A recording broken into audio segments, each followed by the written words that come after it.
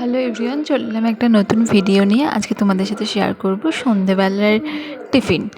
তো দেখো, এখানে আমি চা বসিয়ে দিয়েছি, আদা দিয়ে লাল চা। তো আমি জানো তো, আগে বিয়ের আগে চা ঠিক পছন্দ করতাম না। এখনও আমি পছন্দ যে করি খুব একটা তা না, কিন্তু এখন মানে খেতে খেতে এমন একটা হয়েছে, না খেলে খুব প্রবলেম হয়, মনে হয় মাথা যন্ত্রণা করছে, মানে একটা হ্যাবিট হয়ে গেছে, মানে এটাও আমার হ্যাবিটের মধ্যে পড়ে গেছে।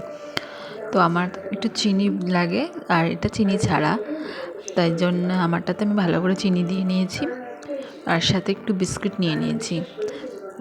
তো এটা দিয়ে আজকে সন্ধ্যের টিফিনটা শুরু করলাম ফার্স্ট।